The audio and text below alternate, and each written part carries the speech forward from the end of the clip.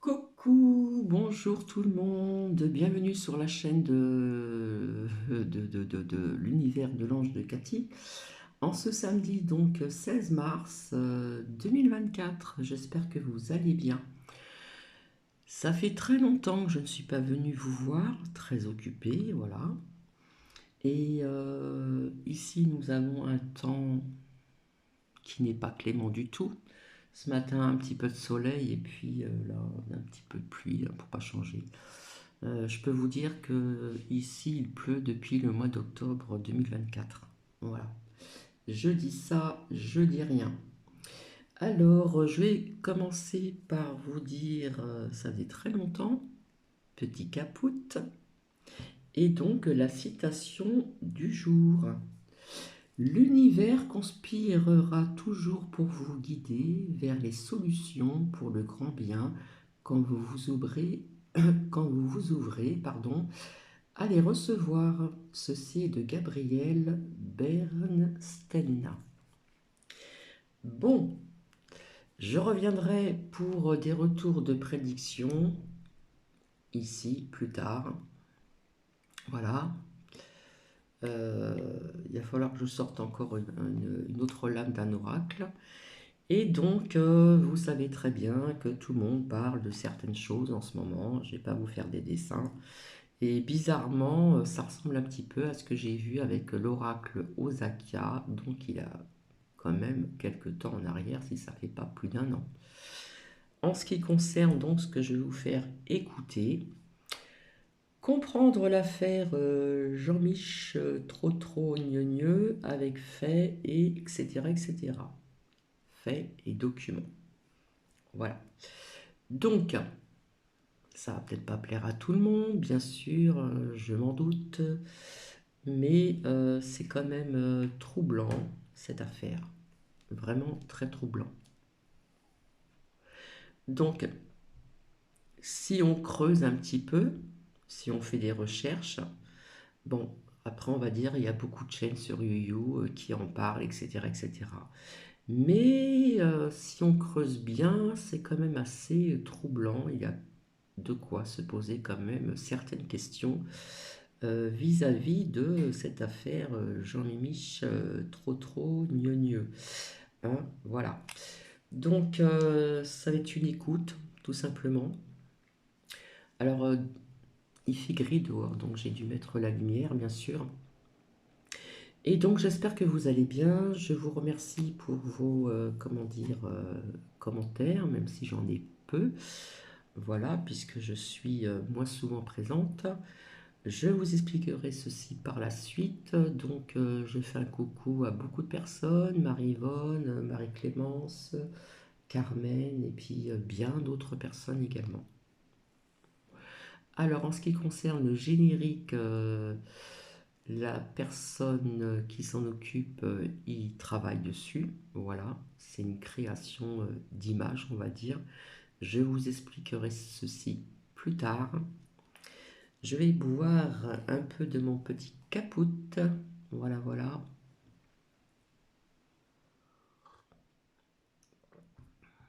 Alors le peu de fois que l'on a eu un peu de soleil, j'ai fait un petit ménage de printemps. Euh, et il y en a encore à faire. Bref. Donc ce que je vais vous faire écouter, comme je le dis souvent, on en prend, on en laisse. Mais c'est quand même assez troublant. Puisque si on creuse et que certaines personnes font des recherches, il y a des choses quand même un peu suspicieuses, on va dire. Donc, je vais vous souhaiter donc une bonne écoute. C'est pas très long et j'espère que ça ne va pas bugger. À tout à l'heure et bonne écoute.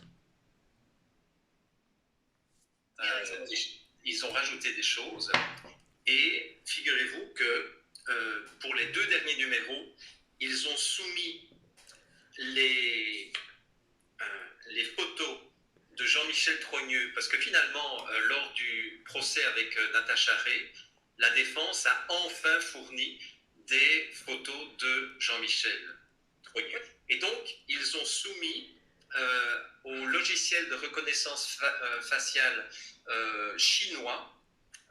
Ils ont soumis les photos pour comparer les photos de quelqu'un lors de la fin de l'adolescence et puis à l'âge adulte ou à l'âge assez âgé, etc. Donc ils ont testé ça sur une centaine de personnes avant de le tester sur la correspondance entre Jean-Michel, Brigitte, machin, etc.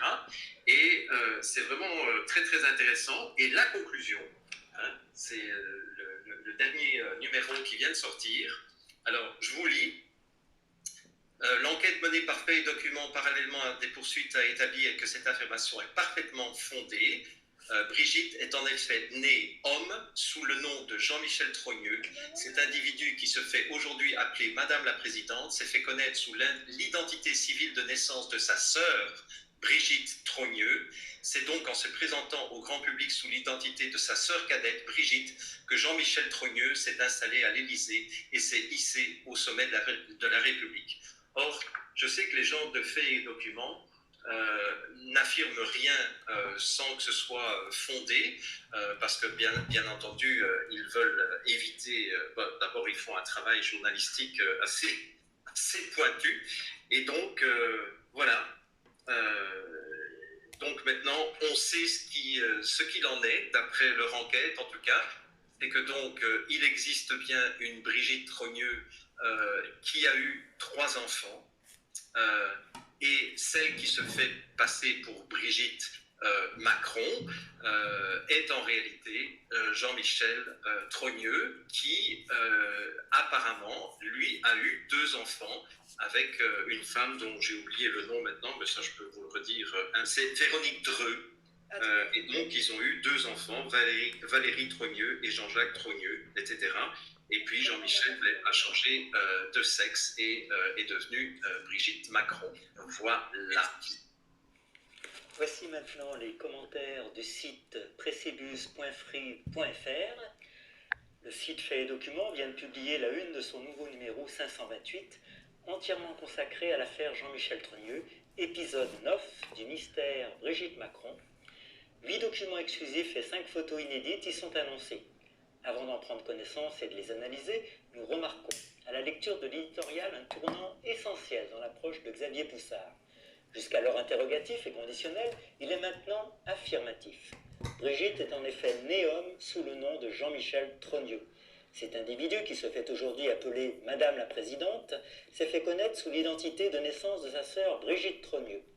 Tout ça étant placé entre guillemets. On y apprend aussi qu'au terme de l'audience du 29 janvier dernier, 29 janvier 2024, donc le procès en diffamation intenté par Brigitte et son double Jean-Michel Trogneux contre Natacha Ray et Amandine Roy, mais pas contre Xavier Poussard, a été reporté en mars 2025. Encore un effort et on arrivera à la fin du mandat présidentiel. C'est la fuite en avant pour retarder au maximum la révélation du mensonge. 19 février 2024. Le numéro 528 de Faits et Documents se décompose en 2 parties. La première, de 5 pages, présente de nouvelles photos et des comparaisons associées.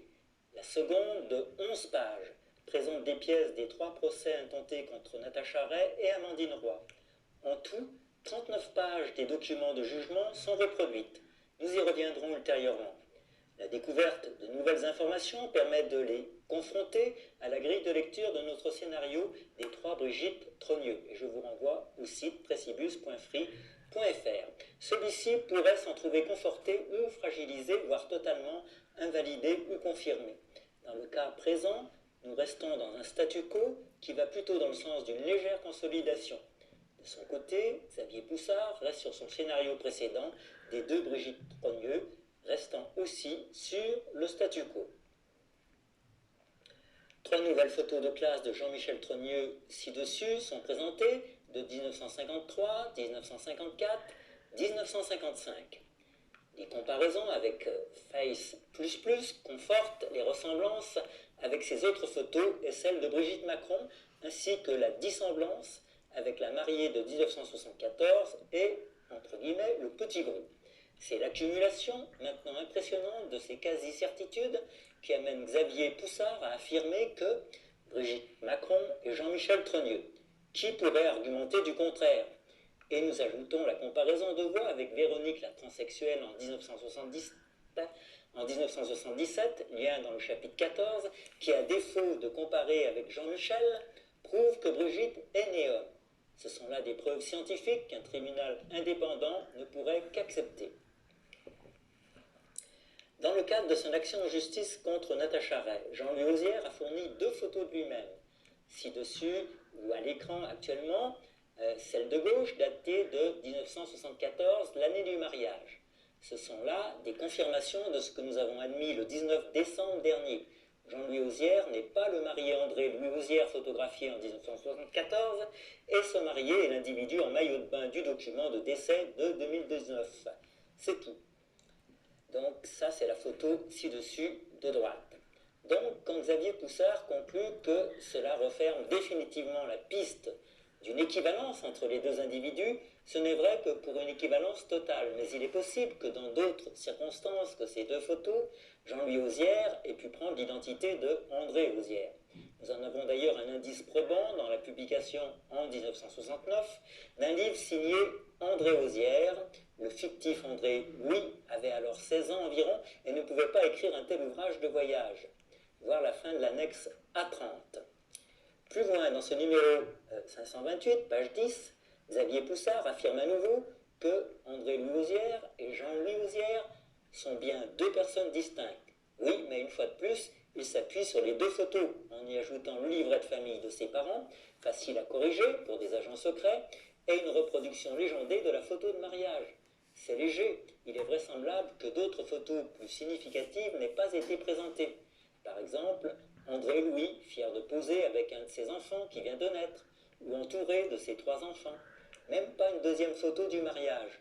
Que Jean-Louis ait pris son identité ou pas est après tout accessoire. L'essentiel est que cet André-Louis est selon toute vraisemblance fictif. Il n'existerait que par l'apparence de 2 photos, la deuxième étant étrange, de vagues témoignages, d'un livret de famille et des actes de mariage célébrés par celui qui a falsifié le mariage de 2007, de divorce sur la foi du livret de famille, en interrogation, de décès sous la présidence Macron, ainsi que 3 déclarations de naissance. Sa famille apparaît incapable de présenter d'autres documents. Ainsi, il est signalé, page 10, une photo de famille faisant figurer Jean-Louis Auzière et André Auzière, sans qu'elle soit montrée. Pourquoi? Et une comparaison avec la photo du marié. Une telle photo et d'autres documents peuvent redonner du poids à un véritable André Auzière, sachant, répétons-le, que démontrer que Jean-Louis n'est pas sur la photo de mariage ou certaines autres ne permet pas de conclure qu'il n'aurait jamais pris, selon les circonstances, l'identité d'André, comme pour le livre de 1969. Jean-Louis a grandi dans une famille d'agents secrets, l'un d'entre eux étant très haut placé. Ce n'est pas à négliger, cela permet de fausser quelques actes et documents. Nous soulignons enfin que, dans ces nouveaux éléments, rien ne confirme que la mariée de 1974 serait Brigitte Trogneux, née le 13 avril 1953 à Amiens. L'absence d'une telle confirmation conforte notre hypothèse de l'existence successive de 3 Brigitte Trogneux. L'essentiel de l'argumentaire est dans le tableau P.S24. À nos yeux, d'une probabilité un peu moindre, l'hypothèse de 2 Brigitte reste tout de même très plausible. Ainsi, les 3 hypothèses présentées en fin du post-scriptum 26, précibus intermédiaire, les documents 527 restent présentes. On peut y ajouter une deuxième hypothèse intermédiaire, celle avec 3 Brigitte et un André-Louis Auzière réel, déjà présenté en B2 dans la cadrée du post-scriptum 24. 20 février 2024. Nous avons poursuivi la lecture de Faits et documents, numéro 528, avec les 39 pages de documents judiciaires portant sur les 3 procès intentés contre Natacha Ray et Amandine Roy. Nous avons déjà largement parlé des 2 premiers qui sont clos. Les seuls éléments nouveaux sont, pour le deuxième, les pièces fournies par la défense signalées en fin du post-scriptum précédent. C'est sur la 3e plainte, celle dont le procès est repoussé à mars 2025, que nous avons des révélations. Que reprochent les accusateurs supposés être sœurs et frères, Brigitte Macron et Jean-Michel Trogneux? Les accusés auraient affirmé l'existence de détournement de mineurs et de pédophilie. Cela est signalé assez brièvement par 3 fois, sans argumenter l'absence de détournement, comme si la diffamation était évidente, malgré les circonstances connues de la rencontre du jeune Emmanuel avec sa professeure de théâtre. L'essentiel de l'accusation, répété 23 fois, porte sur le fait que, pour les accusés, Jean-Michel et Brigitte auraient falsifié des actes d'état civil. À supposer que ces actes soient falsifiés, pourquoi donc Brigitte et Jean-Michel Trogneux les auraient-ils eux-mêmes faussés? Il ne semble pas que Natacha et Amandine aient déclaré cela. On peut certes leur reprocher d'avoir estimé que des actes étaient falsifiés, mais les propos rapportés ne montrent pas qu'elles aient désigné les falsificateurs. De façon étonnante, Xavier Poussard écrit en conclusion, aucun acte d'état civil n'a été falsifié, ainsi que nous l'avons établi dans le numéro 527 de Faits et Documents. Pourtant, les comparaisons des photos du numéro 527 n'établissent pas la validité d'actes administratifs. De notre côté, nous estimons qu'il peut y avoir plusieurs niveaux de falsification. Par exemple, les actes de naissance des enfants Hozières peuvent être administrativement corrects, se basant sur le mariage de 1974, alors que les parents déclarés sont faux. Ce qui est très curieux et extrêmement révélateur dans ces accusations d'actes falsifiés, répétées avec tant d'insistance, c'est que le seul document dont on soit absolument sûr qu'il est falsifié n'est pas cité. En effet, puisqu'avec Xavier Poussard, nous sommes sûrs que Brigitte Nétrogneux n'est pas la mariée de 2007, le marié étant Emmanuel Macron, c'est qu'il est certain que cet acte a été falsifié. On devine même par qui? Par celui qui a officié la cérémonie, le maire du Touquet, Léonce Després, le grand ami du père à Jean-Michel. Et comme c'est lui aussi qui a célébré le mariage de 1974, il apparaît probable, avec ce que l'on sait d'autre, qu'il ait aussi falsifié cet acte. On se rend compte là à quel point cette troisième action judiciaire, comme les deux précédentes, évite au maximum de traiter le fond du sujet. Brigitte Macron est née homme. Un autre acte est aussi oublié, celui du mariage de Jean-Michel Trogneux et Véronique Dreux en 1980. Nous ne le croyons pas falsifié, Léonce n'est pas à la manœuvre, et il prouve l'existence de Brigitte Néosière, la Brigitte numéro 2, voir chapitre 30 du site précibus.free.fr. La conclusion du dernier fait et document se termine par « Suite au prochain numéro ». 21 février 2024. Sous la présidence Macron, nous assistons à une décomposition impressionnante de la responsabilité des élus, députés et sénateurs de tous bords. Peut-être par crainte d'être stigmatisés par les médias, ils se conforment à une normalité qui les rend transparents devant les décisions les plus arbitraires du monarque élyséen. C'était déjà criant lors de la crise du Covid, où la députée Martine Vonner était presque la seule à refuser clairement les dictats gouvernementaux. Comme le dit sa fiche bien pensante Wikipédia, elle a fait de la désinformation.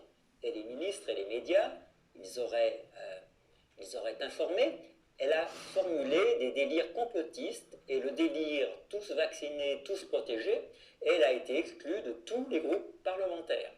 La stigmatisation complète.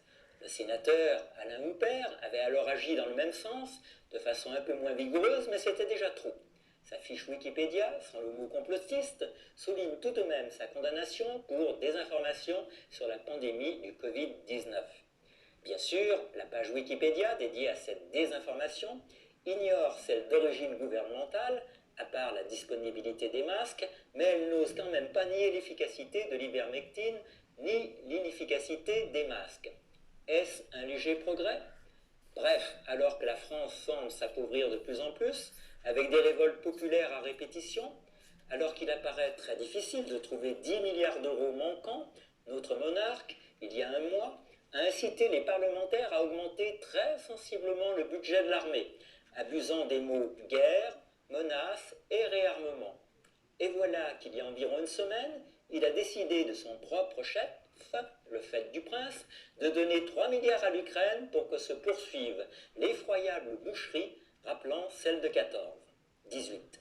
Il n'y eut pas vraiment d'applaudissements, mais un silence général, comme si tout le monde regardait ailleurs. Même les paysans en colère n'ont pas osé dire que ces 3 milliards les soulageraient, à part Sébastien Béraud, où ceux qui voulaient s'en indigner n'ont pas pu s'exprimer dans les médias. Il est pourtant invraisemblable que le mari élève de Brigitte, la marionnette des USA, puisse dilapider une telle somme pour se montrer copain avec la jusqu'au-boutiste de Kiev, avec le jusqu'au-boutiste de Kiev, qui refuse de comprendre qu'une partie russophone de ce qui était son peuple ne veut plus de ce qu'il représente. Les Français devraient pourtant savoir qu'on est en République et que, comme aux États-Unis ou dans les autres démocraties, ce sont les parlementaires qui décident de telles dépenses et de tels accords internationaux. La France serait-elle à ce point devenue une autocratie? Heureusement, Alain Houpert est là, il est le seul à demander quelque chose d'élémentaire, que la Constitution soit respectée. Aux dernières nouvelles, il est rejoint par le député Nicolas Dupont-Aignan. D'autres élus suivront peut-être. Il y a aussi les déclarations des anciens ministres Chevènement et Védrine. C'est tout à ce jour. Quand on constate un tel délabrement de notre démocratie, on comprend qu'aucun parlementaire n'ait encore eu le courage d'une Martine Bonner ou d'un Alain Houpert pour dénoncer le mensonge élyséen sur le sexe de la première dame. Or, c'est parce que ce mensonge reste trop étouffé que le couple pervers de l'Élysée poursuit ses exactions. Pourtant, avec les 2 derniers numéros de Faits et Documents, l'intime conviction que nous avions, que Jean-Michel et Brigitte, est devenue une certitude. C'est la réalité. Un pas est franchi, nos élus peuvent donc l'affirmer sans crainte de sanctions judiciaires.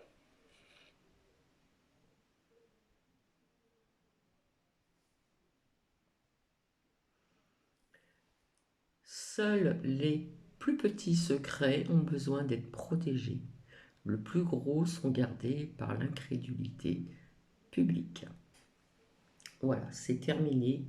Donc, je vais vous faire écouter encore autre chose en ce qui concerne, bien sûr, sur ce sujet. Voilà. Donc, si vous voulez aller voir un peu plus bas, avec l'oracle Osaka, c'est ce que j'avais vu depuis quelque temps en arrière. Voilà. Je n'accepte pas donc des commentaires désobligeants, s'il vous plaît, merci. Voilà, on respecte la chaîne aussi. Et donc, à vous de faire, comment dire, votre propre opinion, de faire vos recherches également. Et je vous dis donc à tout de suite.